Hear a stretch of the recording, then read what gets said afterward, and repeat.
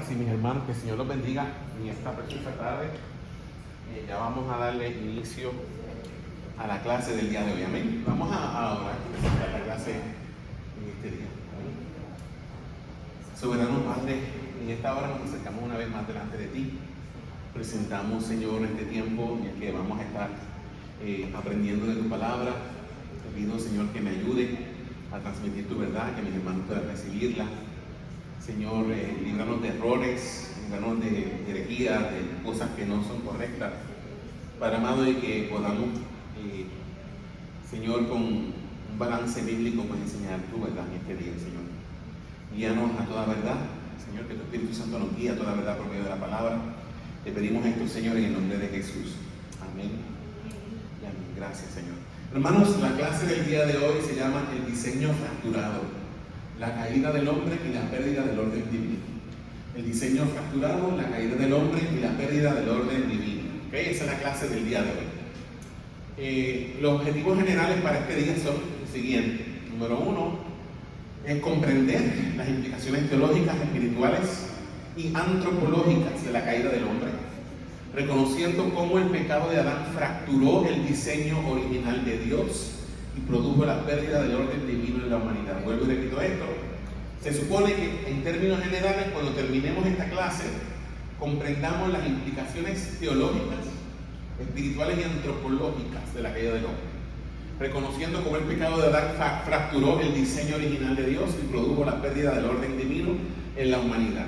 Y los objetivos específicos para esta mañana son los siguientes. Esta tarde es, al finalizar la clase, el estudiante será capaz de explicar el significado de estar en Adán y cómo este concepto teológico define la condición caída de toda la humanidad. Número 2, describir el pacto de obras. ¿Han oído hablar de lo que es el pacto de obras alguna vez? ¿Tú has oído, Benjamín? ¿Te parece?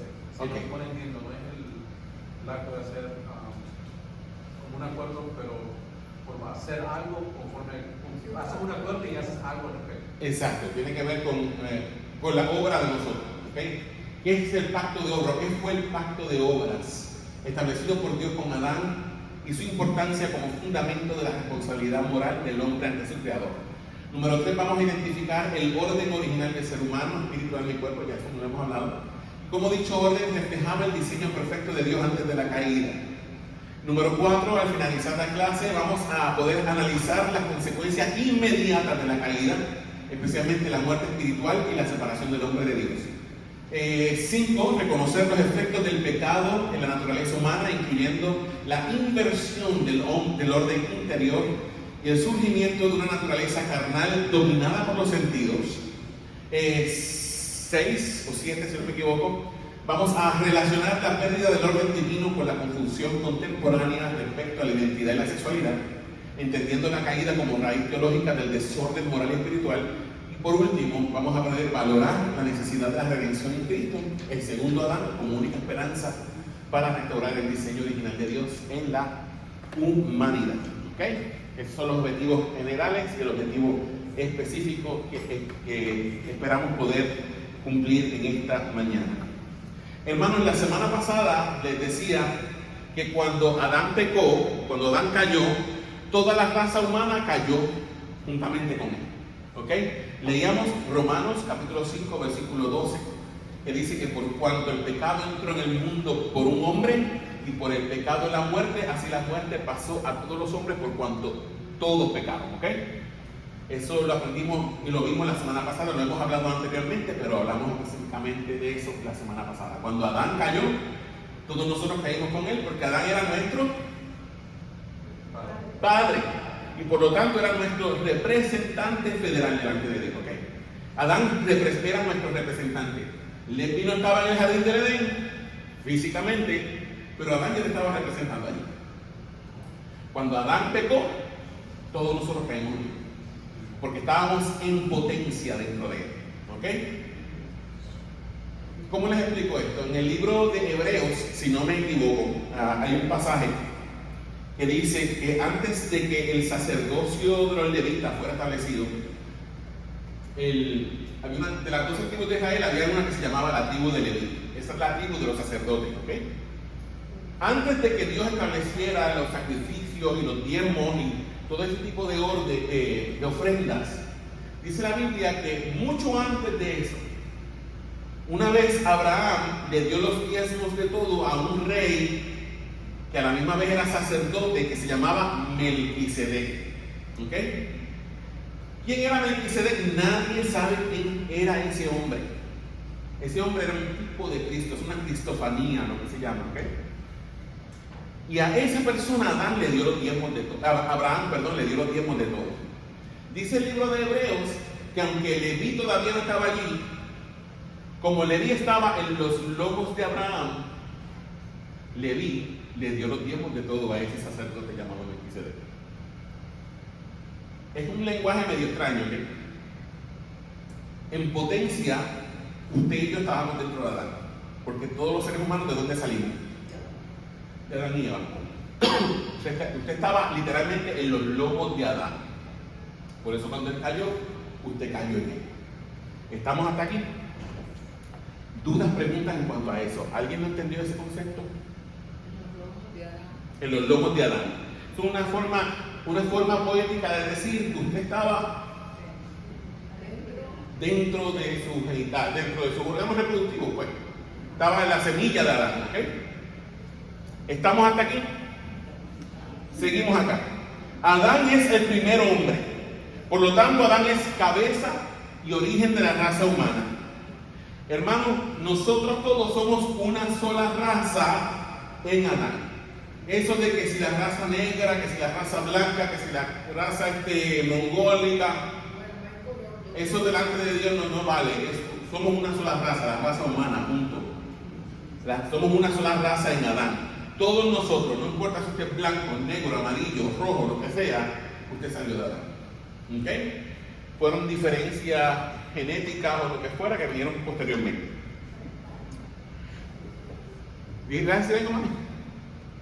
¿Qué dijiste?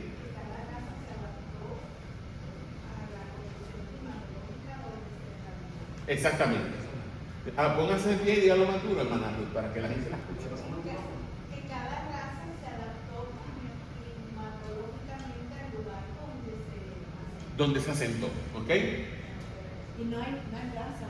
No, realmente no. Los mongoles tienen los ojos así porque la zona donde ellos se asentaron hay muchas tormentas de arena. ¿Okay? Entonces desarrollaron esa capa extra de grasa encima de los ojos. Por eso tienen los ojitos así. Los africanos se asentaron donde? En África, que hay mucho ¿qué? El sol ahí encendido, pues desarrollaron ¿qué? Melatonina. ¿Okay? Usted es mulata, hermano. Somos mulatos, pues. Somos una mezcla.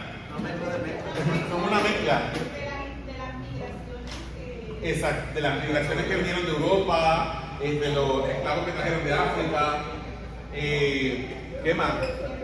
De los indígenas que había ya aquí en América.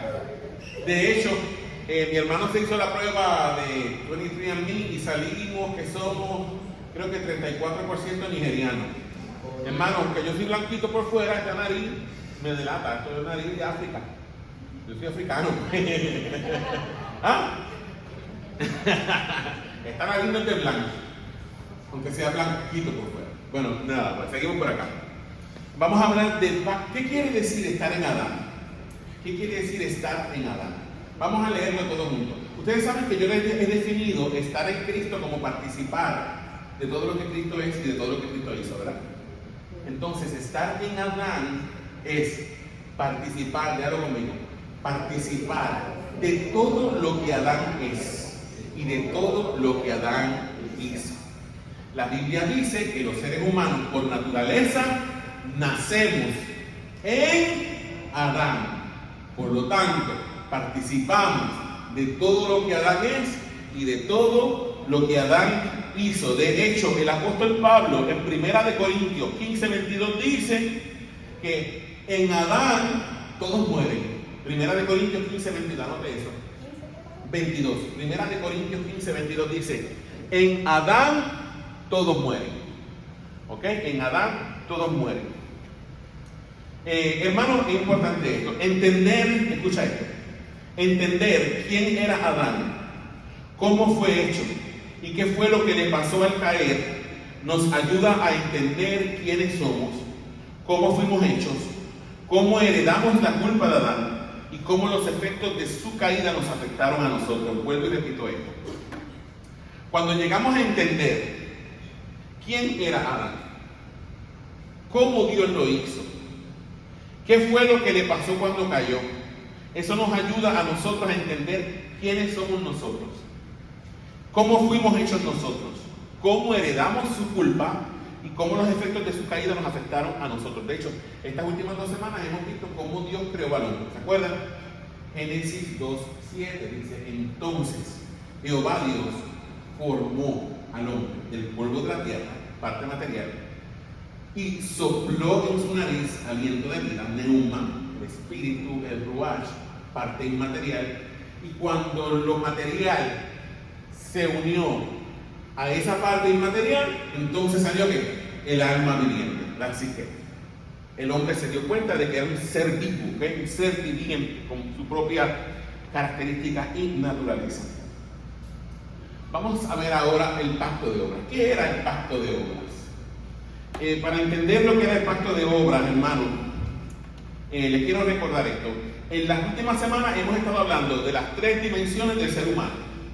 Acuérdense, no son 3 personas, no son 3 partes, sino que son 3 dimensiones. ¿Cuántas dimensiones tenemos los seres humanos? 3. ¿Cuáles son esas 3 dimensiones de las que estamos compuestos? Espíritu, alma y cuerpo, ¿ok? En las últimas semanas hemos estado hablando de las 3 dimensiones del ser humano y las funciones que cada una de ellas tiene. ¿Cuáles son esas funciones? ¿Cuál es la función del espíritu? ¿Que se acuerdan? Es la parte del ser que nos hace ¿qué? Conscientes de Dios, ¿verdad? En el espíritu tenemos o existe lo que se llama la conciencia espiritual, ¿ok? Y la intuición espiritual. Allí podemos intuir las cosas de Dios, ¿ok? El apóstol Pablo habla de eso. Quizá nos dé chance de leer eso un ratito. El alma es la parte del ser que nos hace ¿qué? Conscientes de nosotros mismos, es la conciencia inferior. La conciencia superior es el espíritu, que nos hace conscientes de Dios. La conciencia inferior nos hace conscientes de nosotros mismos, que es el alma. Y allí está ¿qué cosa?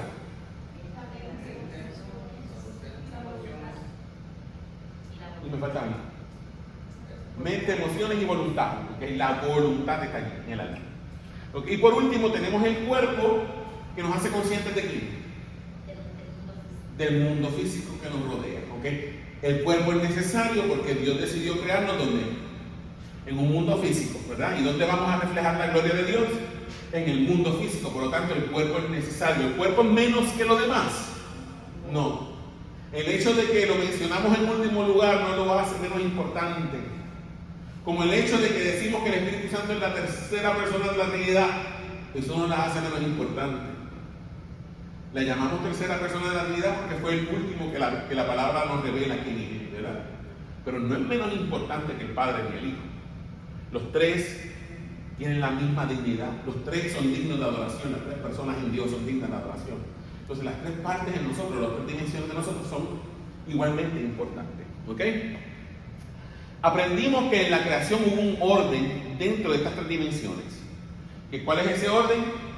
Primero, espíritu, alma y cuerpo. Sabemos que cuando Pablo escribe en 1 Tesalonicenses 5:23 dice que todo nuestro ser, espíritu, alma y cuerpo, se ha guardado irreprensible para la venida de Cristo. Ahora, el propósito de Dios para la raza humana es que fuéramos su familia. Voy a escribir eso. El propósito de Dios para nosotros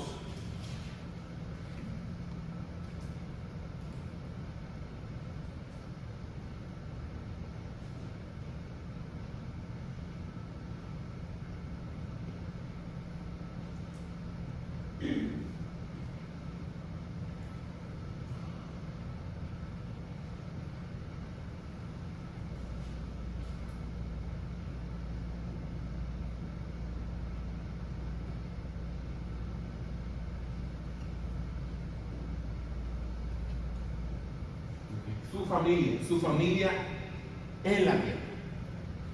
¿Ok?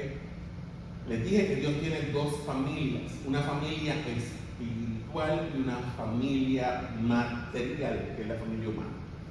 En la familia espiritual, la semana pasada le hablaba de que esta palabra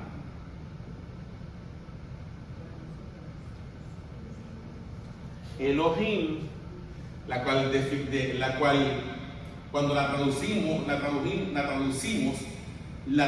como Dios, porque de hecho es lo que significa Dios.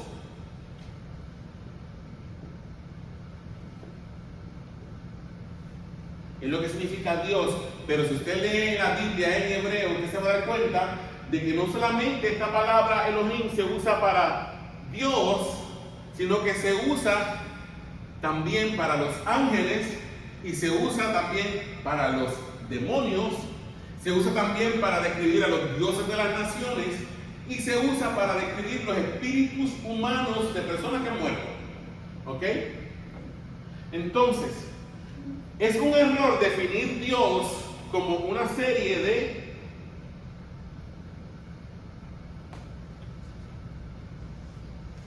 o mejor dicho, la palabra Elohim, mejor dicho. Es un error definir Elohim en términos de atributos. Porque cuando pensamos en Dios, pensamos en un espíritu eterno, sin forma, que es omnipotente, omnipresente y omnisciente. Eso es un error. Elohim no solamente se refiere a esto. Les voy a hacer un dibujo. ¿Cuántos han visto la pirámide alimenticia? ¿La han visto alguna vez? Les voy a hacer eso.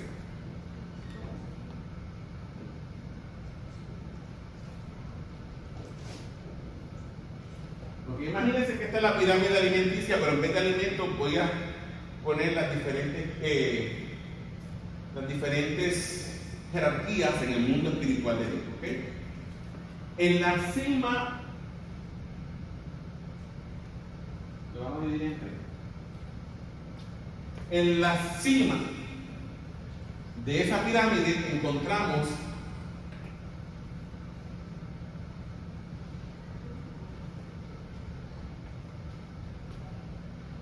a Yahweh. ¿Okay?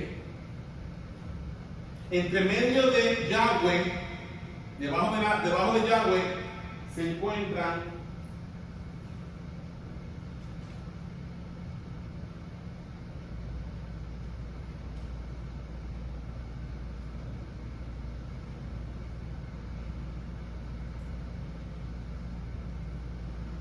los hijos de Dios.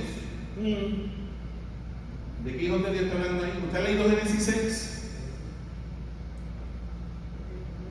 Cuando dice que los hijos de Dios vieron que las hijas de los hombres eran hermosas. En hebreo esa palabra hijos de Dios es los Benei Elohim, los hijos de Dios. Son seres espirituales que abandonaron su dignidad y se quedaron. Dejaron su lugar, cruzaron. Es que tenemos la costumbre de que definimos todo como ángel.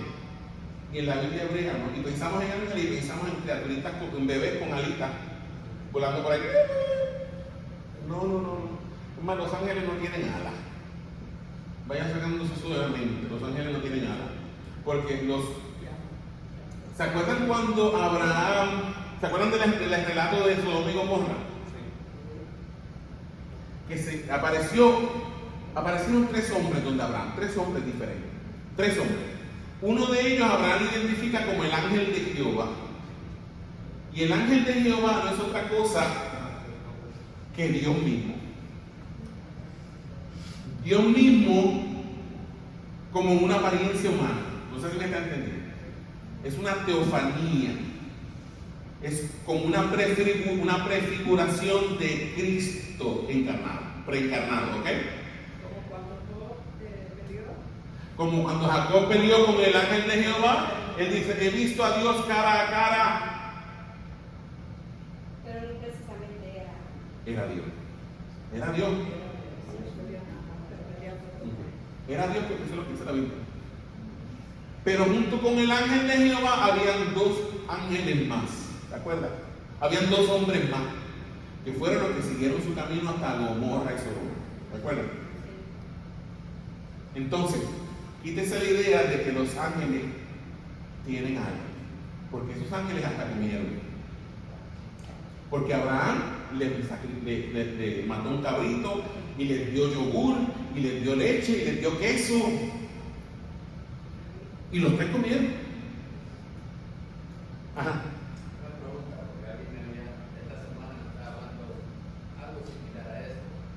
Obviamente cuando cayó Satanás, eso fue antes de la creación del hombre. Cuando usted está hablando de estos ángeles, son ángeles no de los caídos con Satanás, otros diferentes. Incluyendo Satanás, porque si vas al libro de Job dice que se presentaron delante de Dios los hijos de Dios, entre los cuales llegó también Satanás. Ok, so estos ángeles son caídos. No importa de qué bando sea. Okay. Son en ese sentido, ¿ok? Y debajo de estos Benei Elohim se encuentran lo que son los Malakai, no me acuerdo ahora. Si no usa la palabra hebrea, simplemente voy a poner los messengers. Porque eso es lo que significa la palabra ángel, mensajero. Usted lo sabía, ¿verdad? El que se le apareció a María, el ángel Gabriel, mensajero. Siguiendo con la línea de que, o sea, luego que cayó Satanás, es el mismo evento que menciona Génesis 6, que dice que los hijos de Dios vieron que las hijas de los hombres no fue otro. Eso fue otro evento. Otro evento más. Sí, es que si estudiamos bien Génesis nos damos cuenta de que hubieron 3 caídas, no una solamente. Hubo 3. La primera fue la de Jardín del Edén, que fuimos nosotros cuando nuestros padres cayeron. La segunda fue cuando esos Benei Elohim, que eran seres de alto rango, abandonaron su lugar para mezclarse con las hijas de los hombres, porque vieron que eran hermosas. Esa fue la segunda caída. Y les voy a decir, la Biblia enseña, si usted lee bien Génesis, enseña que esos seres le enseñaron a los hombres conocimientos que los seres humanos no estaban supuestos a conocer. ¿Ok? Por eso es que incluso en las mitologías antiguas, en toda mitología antigua usted va a ver un diluvio universal. Se habla, no importa de dónde usted venga. En toda mitología antigua usted va a ver de alguien que fue castigado por los dioses por traerle fuego a los seres humanos. La historia de Prometeo. ¿Ok? En el luciferismo hay 2 ramas de esta religión. Hay satanismo, que son los que adoran, los que sacrifican, que adoran a la cabra, qué sé yo qué, los rockeros que están todo el tiempo. Y están los luciferinos. Los luciferinos es la rama intelectual de esa religión. El luciferino enseña que el bueno en la historia es Lucifer y que el malo es Dios. Y que Dios castigó a Lucifer porque Lucifer lo que quería era traerle a los seres humanos el conocimiento que Dios le tenía prohibido. ¿Ve que es una tergiversación de la historia de Génesis? Y todo eso está en la mitología antigua, usted lo ve. En la mitología griega hay una historia de un hombre llamado Prometeo, que fue castigado por los dioses porque le bajó el fuego del Olimpo a los seres humanos. Es la misma historia. Lo está viendo. Yo sé que es un poquito, pero que es interesante. Pero lo que quiero que entiendan es esto: los mensajeros son, en el mundo espiritual, son los que se encargan en el reino de llevar mensajes. Que son los que Dios enviaba para traer mensajes. Los Benei Elohim son, como decir, los príncipes en ese reino. ¿Ok? Y encima de ellos está Yahweh. ¿Qué quiere decir esto? Que todos estos seres, incluyendo Yahweh, son Elohim. Pero entre los Elohim, escúcheme bien, entre los Elohim, ninguno es como Yahweh. Porque Yahweh es el que los creó a todos ellos. El único eterno, el único omnipotente, el único omnipresente, el único omnisciente es Yahweh. Entonces, Elohim no nos está hablando de atributos, Nos está hablando del lugar de residencia de estos seres. ¿Me está entendiendo? Elohim, no lo confunda, no son atributos, nos está hablando del lugar de residencia, donde viven estos seres. Ellos viven en una dimensión que no es esta. Nosotros vivimos en el plano físico. Ellos viven en el mundo espiritual. ¿Cuál fue el pecado de los hijos de Dios de Génesis 6? Que traspasaron la frontera. No se supone que ellos cruzaran para acá. La tercera gran rebelión ocurrió en Génesis 10, después del diluvio, cuando los seres humanos quisieron construir una torre que llegara hasta el cielo para comunicarse con los dioses. Y todos hablaban la misma lengua. Dios dijo, ¿sabes qué? Hasta aquí se acabó, yo no voy a lidiar con ellos. Los confundió y los mandó por ahí. Eso fue una rebelión, porque fue el intento del hombre por tratar de llegar a Dios. La tercera caída. Entonces, por eso si te fijas, inmediatamente después de Babel comienza la historia de Abraham.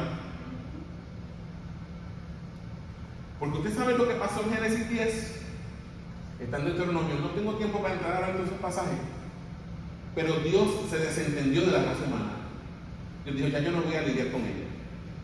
Y Dios le encarga a unos de sus Bnei Elohim que se encargaran de las diferentes naciones de la tierra. Pero Dios se desentendió de la gente. Y ahí Dios escoge de entre la multitud de paganos a un hombre llamado Abraham. Dice, con él voy a establecer mi pacto y mi pueblo. Con él. ¿Estamos hasta aquí? No, porque el plan de Dios nunca, el plan A de Dios siempre fue el plan A. Dios siempre quiso tener una familia para él humano. Eso no iba a pasar, eso no iba a dejar de ser. ¿Me entiendes? Eso no iba a dejar de ser. Simplemente ahora Dios dice, no, ahora voy a establecer mi pacto con él. Mi plan es eventualmente traernos a todos a mí. Pero voy a establecer mi pacto con un solo hombre. A través de él voy a traer al Mesías, al Hijo. ¿Me está entendiendo? Ok. ¿Estamos hasta aquí? Los veo con las caras de confusión y me gusta cuando tienen esas caras. me gusta cuando me ponen esas caras. No, pero espérate, vamos a seguir. Estamos hablando, ¿verdad?, de que el propósito de Dios para las humanas es que fuéramos su familia. ¿Su familia cuál? Hay una familia espiritual y nosotros, la familia material, ¿ok? Nosotros teníamos que en el mundo físico reflejar el carácter de Dios, como en el mundo espiritual. Estos seres fueron creados para reflejar la gloria de Dios. ¿Me está entendiendo? Entonces, es por eso que Dios puso como nosotros fuimos creados para reflejar la gloria de Dios en el mundo material. ¿Qué hizo Dios? Puso dentro de nosotros, ¿qué cosa? El Espíritu. ¿Ok? Porque somos, escucha esto. Exacto. Escucha, mire esto que le voy a poner aquí. ¿Dónde está? Acá. ¿Puedo borrar esto?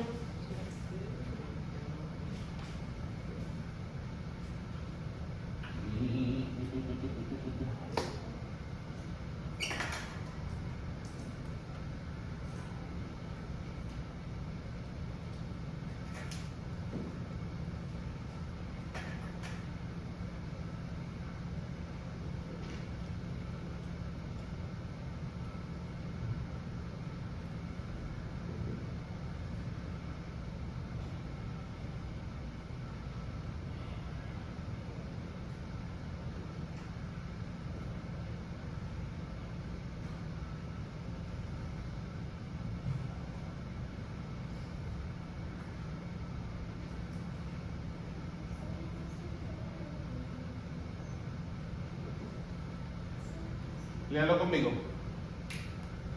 El ser humano es un espíritu que posee un alma y habita en un cuerpo. ¿Lo está entendiendo? Usted es un espíritu que posee un alma Y esa alma lo hace consciente de quién es usted. En esa alma usted tiene su mente, sus emociones y su voluntad. Y ese espíritu que es usted, que posee un alma, vive ¿dónde? En un cuerpo material. ¿Me está entendiendo? Usted es espíritu porque Dios es el Padre de los espíritus. Usted es espíritu porque Dios es el Padre de los benévolos y de los espíritus. Entonces Dios le dio a usted un espíritu para que usted pueda comunicarse con Él. Porque el Padre es espíritu. ¿Me está entendiendo? Pero Dios quiso que usted reflejara su gloria en este mundo. Porque a Dios le plació hacer un mundo material. Entonces el mundo material no es pecado. El mundo material no es malo. El mundo material es bueno porque en Génesis 1:31, después de que Dios termina la obra de creación, después de que Dios hace al hombre a su imagen y semejanza, y dice, entonces Jehová Dios formó al hombre del polvo de la tierra. Eso no. Génesis 1:26 dice, se me fue la palabra, pero dice que Dios dijo, fructificad y multiplicaos, llenad la tierra y sojuzgadla, y sojuzgad sobre los peces del mar, las aves del cielo, sobre las bestias de toda la tierra, dice, y vio Dios todo lo que había hecho y dijo, y era bueno en gran manera. Entonces, lo material no es malo. El cuerpo que usted tiene no es malo. El cuerpo que usted tiene se lo dio Dios. Su cuerpo no es el problema. El problema vino cuando desobedecimos a Dios. Entonces, ¿qué es lo que pasaba? Lo que les explicaba la semana pasada. ¿Entendieron esto? ¿Puedo borrarlo? Lo del ser humano. El ser humano, te lo voy a decir. El ser humano es Un espíritu que posee un alma y habita en un cuerpo.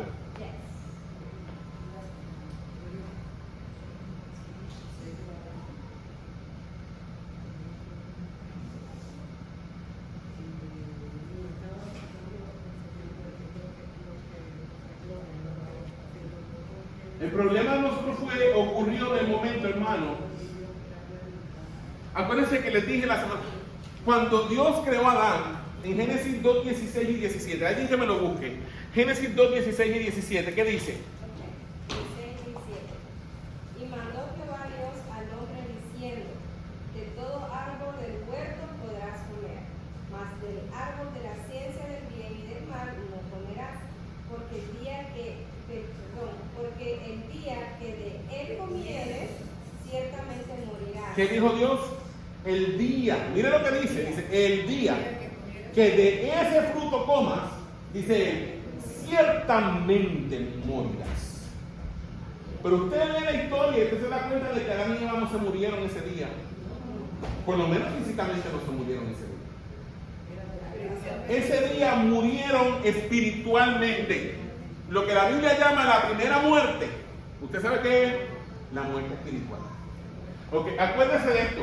Dios nos creó con el espíritu para que pudiéramos ¿qué? Comunicarnos con Él. Mire, una flecha del espíritu para acá y una flecha de acá para acá. Entonces, la vida espiritual, nosotros somos seres creados, acuérdese de eso. Como seres, Dios es el único ser autoexistente, el único que tiene vida en sí mismo, que no depende de nada ni de nadie para vivir. Por eso es el yo soy, es Él, el único autoexistente que tiene, que nadie lo creó, que no tiene madre, que no tiene padre, no tiene principio de día, no tiene fin de día. No ha habido una sola era, no ha habido una sola época en que Dios no haya sido. Dios siempre ha existido. Y Él vive en un eterno presente. Por eso Él dice, yo soy, yo era y yo seré. ¿Okay? Por eso el nombre de Él es tan presente. Yo soy el que soy, porque vive en un eterno presente. Usted no. Usted hasta para vivir aquí necesita alimento, ¿verdad que sí? Porque si usted deja de comer y deja de beber agua, ¿qué le va a pasar a su cuerpo físico? Catapult by. Entonces, lo mismo pasaba con nuestra vida espiritual. La fuente de nuestra vida espiritual era Dios mismo. Pero en el momento en que nuestros primeros padres decidieron, paquete, comer del fruto, se levantó inmediatamente una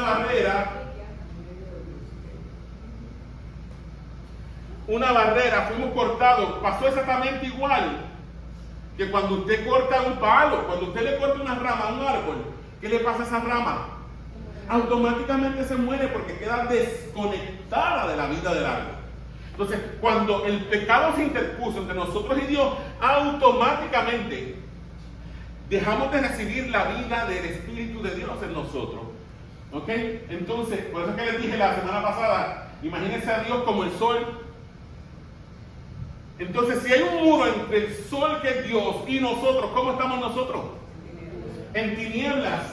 Pero el primero que se afecta inmediatamente por la caída es el espíritu. No porque el espíritu queda aniquilado, no es que queda aniquilado, ¿ok? No piensen eso. Es que ya no tiene la vida de Dios viviendo en él. Entonces, cuando Dios nos crea con el espíritu para que el espíritu, el orden era este. Por eso es que el orden era espíritu, alma y cuerpo. Yo lo creé para que ustedes gobiernen sobre la tierra. ¿Usted sabe cuál era el propósito del hombre? Escúcheme esto. Porque tenemos una idea de que solamente vivimos para cantar y adorar a Dios. No, mi hermano, no, quítese eso de la mente. Ese no fue el único propósito. Sí, hay un propósito de que nosotros adoremos a Dios, pero nosotros no nacimos para estar cantando toda la eternidad. Dios nos creó para gobernar sobre este mundo. ¿Ok? Para que gobernáramos, para que fuéramos los reyes y reinas juntamente con Dios de este mundo. Pero usted sabe por qué Dios puso a Adán en un jardín. Vamos un momentito a Génesis 2.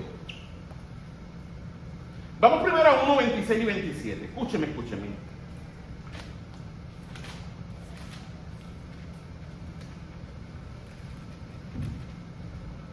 Estamos en el pacto de obra. No se me vaya de ahí. 1, 26 al 27 dice, vamos al 1 primero. Dice, en el 26 dice, entonces dijo Dios, hagamos al hombre a nuestra imagen, conforme a nuestra semejanza, y señoree en los peces del mar, en las aves de los cielos, en las bestias en toda la tierra, y en todo animal que se arrastra sobre la tierra. Dice, y creó Dios al hombre a su imagen. A imagen de Dios lo creó, varón y hembra los creó, y el 28 dijo, y los bendijo Dios, y les dijo, fructificad y multiplicaos, llenad la tierra y sojuzgadla, y señoread en los peces del mar, en las aves de los cielos y en todas las bestias que se mueven sobre la tierra. Y dice, he aquí os he dado toda planta que da semilla, que está sobre la tierra, y todo árbol en que hay fruto que da semilla será para comer, y toda bestia de la tierra, y a todas las aves de los cielos les he dado, ¿qué dice aquí? Y todo lo que se arrastra sobre la tierra, en que hay vida, toda planta verde le será para comer. Y fue así. Y vio Dios todo lo que había hecho, y aquí era bueno en gran manera. El propósito de Dios para nosotros era que fructificáramos, multiplicáramos y sojuzgáramos la tierra. Pero miren lo que pasa aquí en Génesis 2. Vamos un momentito a Génesis 2. Después de que Dios crea al hombre, ¿verdad? El polvo de la tierra. Dice en Génesis 2:15. Dice, tomó pues Jehová Dios al hombre y lo puso en el huerto de Edén para que lo labrara y lo guardase.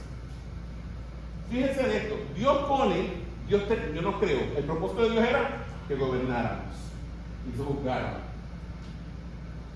Pero eso no iba a venir de inmediato. ¿Ok? No iba a venir de inmediato. Entonces Dios pone a Adán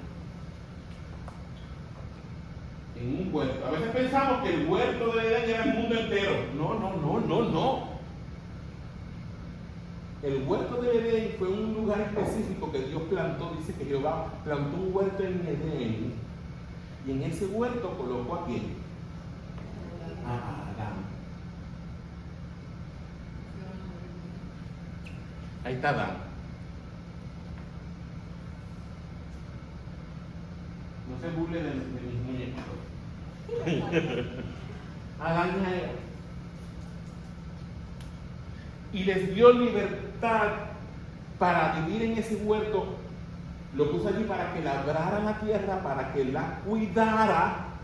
Y le dijo, de todo árbol del huerto puedes comer, pero del fruto del árbol que está en el huerto no comerás, porque el día que le comieres ciertamente morirás. Entonces, dentro de este marco, Adán era libre de hacer lo que le diera la gana, excepto comer del fruto del árbol de la ciencia del bien y del mal. O sea, el hombre tenía una libertad total dentro de los parámetros que Dios le establece. Acuérdense, pacto de obras. Dice allí, un pacto, véanlo conmigo, dice, Dios colocó a Adán dentro de un pacto de obras. Este pacto estaba condicionado ¿a qué cosa? A la obediencia de Adán. En la medida en que Adán fuera obediente y fiel a Dios, dentro de ese pacto de obras, Dios iría delegándole más responsabilidades y libertades. ¿Ok? Lo estaba probando. Ok, si ese hombre que está ahí me es fiel a mí, dentro de este huerto que lo puse, para que lo lave y lo cuide, yo voy a ir soltándole más. Porque mi propósito es que eventualmente que Él gobierne sobre toda la tierra. ¿Me está entendiendo? Y que sus hijos gobiernen sobre toda la tierra. Era un pacto de obra que estaba condicionado a la obediencia de Adán. Pero ¿qué hizo Adán? Estando en ese lugar que era perfecto. Mira, hermano, Dios plantea el huerto del Edén. ¿Usted sabe para qué? Porque el propósito, yo quiero que entienda algo. El mundo creado era perfecto, era bueno de gran manera, como dice allí. Pero el propósito de Dios era que el hombre extendiera el Edén hacia todo el planeta Tierra. Que convirtiéramos nosotros todo este planeta en el Edén. Y nosotros fallamos malamente en eso. ¿Me está entendiendo? No sé si lo está viendo conmigo. Si nuestros padres y nosotros hubiéramos sido obedientes, hermano, ¿por qué les digo esto? Si usted se acuerda de la parábola de los talentos, se acuerda de la parábola de las minas, yo quiero que conecte una cosa con otra. El rey le dio a sus siervos, a diferentes siervos, diferentes cantidades. A uno le dio 5 talentos, a uno le dio 4 talentos, a uno le dio 2, a uno le dio 1, pero a todos les dio un talento. ¿Qué se supone que hicieran cada uno de esos siervos con esos talentos? Lo multiplicaran. ¿Y qué dice la palabra? Cuando el Señor regresa, cada uno de esta gente que hizo, le llevó a su Señor que los talentos multiplicados. Señor, me diste 5 talentos. Mira, gané 5 talentos más, ahora tengo 10 talentos. Muy bien, buen siervo fiel. En lo poco fuiste fiel, en lo mucho te pondré. Señor, me diste 2 talentos y mira, los metí en el banco, ahora tengo 2 talentos más. Mira, aquí tienes 4 talentos. Qué bueno, siervo fiel, sobre poco fuiste fiel, en lo mucho te pondré. Pero el que tenía 1, dijo, Señor, como yo sabía que tú eres severo, tú eres fuerte, yo lo que hice fue que escondí el talento en la tierra, Señor, lo escondí. Lo escondí y mira, aquí está, te lo devuelvo. Aquí está tu talentito que me diste, toma. Siervo malo y negligente, le dice el Señor. Si sabías que yo era severo, ¿por qué no pusiste mi dinero en el banco para que cogiera intereses allí? Ahora, te voy a quitar el talento que tienes y se lo voy a dar que tiene 10. ¿Está viendo lo que le estoy diciendo con lo del pacto de obra? Dios puso a Adán y Eva en ese huerto, pero no era para que se quedaran allí, era para que extendieran el huerto, el Edén, por el mundo entero. ¿Me entiendes? Para que sojuzgaran la tierra, dice allí. Sojuzguen la tierra, sojuzguen la tierra, sojuzguen a los animales, sojuzguen a los reptiles, sojuzguen a los peces, sojuzguen a las aves. Y caímos malamente. Ahora, ¿cómo se iba a hacer eso, hermano? Dios, ¿dónde se comunica con nosotros? Con el Espíritu, en el Espíritu, ¿me está entendiendo? Ahora, el alma sujeta al Espíritu humano, que a su vez está sujeta al Espíritu Santo. Le dije la semana pasada que en el alma está ¿quién? Ajá, ¿y qué está allí? Las emociones, ¿qué más está allí? La mente y la voluntad. Si hubiéramos permanecido con esa vida espiritual conectados a Dios, no como pasó ahora. El espíritu humano controlado por el Espíritu Santo era el que se supone que gobernara sobre el alma. ¿Ok? ¿Ok? Entonces quiere decir eso que nuestras emociones, nuestra mente y nuestra voluntad hubieran estado como alineadas con Dios. Mi mente, ¿cuál iba a ser mi mente? Yo quiero hacer lo que Dios quiere que yo haga. Mis emociones iban a ser unas emociones correctas. Mi voluntad iba a estar siempre sobretada. Yo quiero hacer lo que Dios quiere que yo haga. ¿Ok? Y ahora, ¿a través de qué yo voy a hacer todo eso? A través del cuerpo que Dios me dio para honrarlo y glorificarlo. ¿Me está entendiendo? Pero cuando el pecado llega, el orden se invierte. Entonces, la vida espiritual que en nosotros se muere. ¿Quién queda en control entonces? El alma y el cuerpo. ¿Ok? Quedamos presa de nuestros instintos. Somos gobernados por la sensualidad. Y yo quiero que entiendan una cosa y ya estoy terminando. Cuando hablo de sensualidad, la gente piensa en cosas sensuales y piensa en sexo rápido. No, no, no. La palabra sensualidad viene de sentidos, de sensorial. Entonces, ¿qué nos gobierna? Sin Cristo, ¿qué nos gobierna?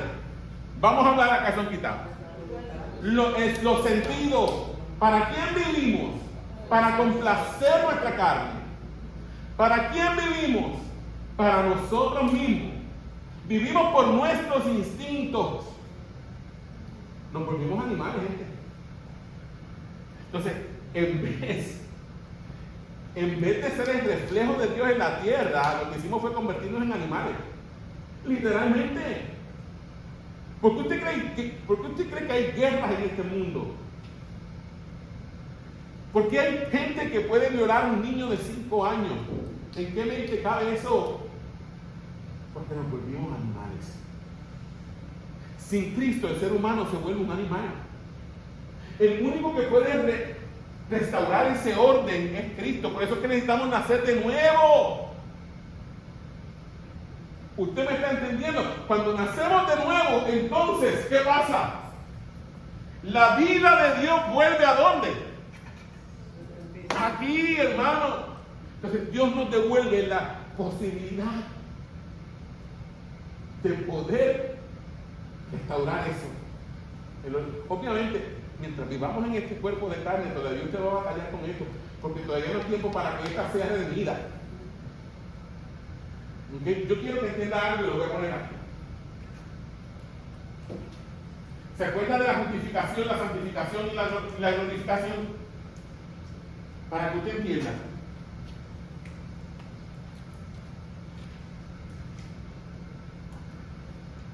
¿Dónde ocurre la justificación? No. En el Espíritu, hermano. Ahí que Dios nos justifica. La santificación, que es ese proceso progresivo, ¿dónde ocurre? En el alma, que es el asiento de ¿qué? De su mente, emociones y voluntad. Todavía su alma tiene muchos problemas, hermano. Todavía en su alma usted tiene malos pensamientos. Todavía su voluntad no está totalmente sujeta al Señor. Todavía sus pensamientos y sus emociones no están totalmente sujetos al Señor. Pero está usted en un proceso que se llama santificación. ¿Dónde ocurre eso? Aquí en el alma. Y por último, ¿cuál es? ¿Dónde se va a terminar de manifestar nuestra salvación? En la glorificación, y perdonen la letra de espiritista.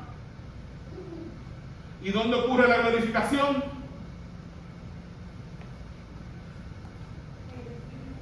En el cuerpo. Cuando Cristo vuelva. Que resucitemos un cuerpo glorificado.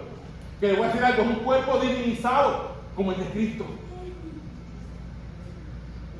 Hermano, el plan de Dios de que nosotros fructificáramos, nos multiplicáramos, gobernáramos la tierra, no ha pasado. Cuando Cristo venga, que usted tenga su cuerpo glorificado, usted sabe que esto va a ser, usted va a gobernar juntamente con Cristo el universo.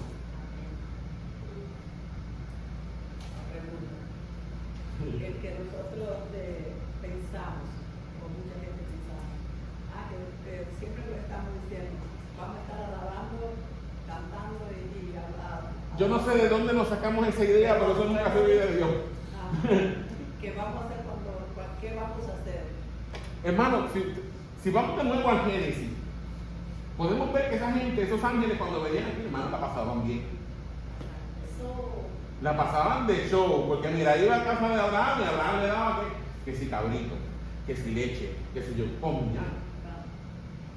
Hermano, parece que tenemos el concepto de que adoración a Dios es solamente cantar y cantar y cantar y cantar. Eso no es solamente adoración a Dios. Adoración a Dios es todo. ¿Usted sabe lo que es adoración? Adoración es el amor, el respeto y la obediencia que yo le debo a Dios porque Él es mi creador.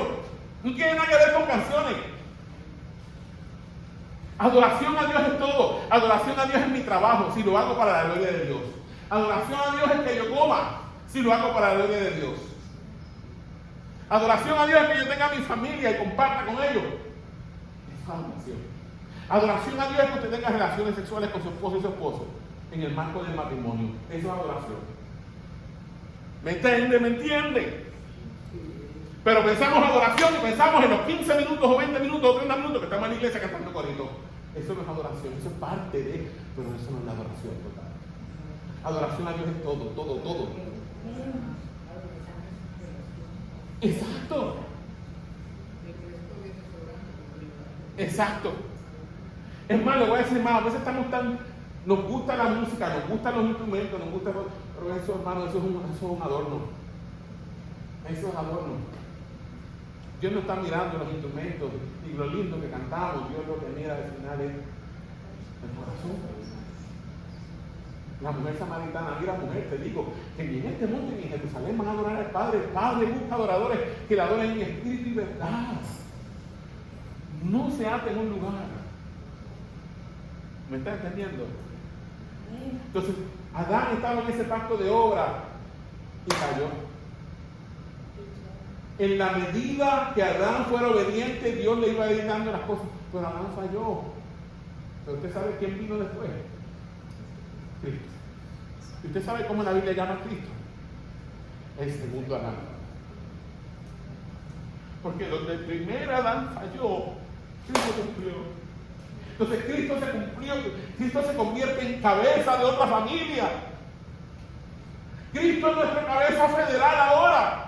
Por eso ahora ya no estamos en Adán. Si usted es salvo, Dios lo saca de Adán. Ya usted no participa de lo que Adán es. Ya usted no participa de lo que Adán hizo. Ahora Dios lo saca de Adán, lo saca, como si usted fuera una mata. Y Dios la trasplanta de un sitio a otro, a sí mismo.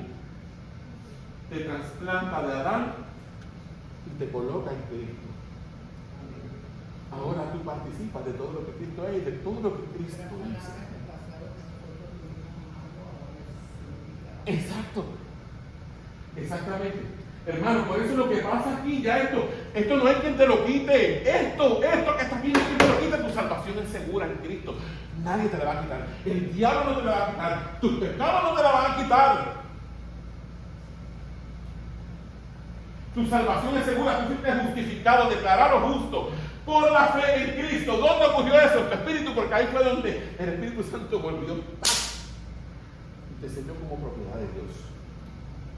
Él vive allí. Nadie va a sacar al Espíritu Santo de allí. No se va a ir. No se va ni con los pecados tuyos. Porque aquí entonces entra el proceso de santificación, que es ¿dónde? En el alma. Por eso es que Pablo dice, renuévense en el espíritu de su mente. Usted tiene que renovar su pensamiento. Le toca a usted, perdónenme. Le toca a usted. Usted tiene que renovar su pensamiento. ¿Cómo usted renueva su pensamiento? Con la palabra de Dios. ¿Cómo usted renueva su pensamiento? Buscando a Dios en oración, buscando a Dios en ayuno, buscando la santidad. Hay que buscar la santidad, pero se nos olvida. ¿Buscamos la santidad para ser salvos? No. Ya somos salvos. Buscamos la santidad porque es nuestra respuesta natural al amor al Padre. ¿Me entiendes? Quiero ser santo porque el Padre es santo.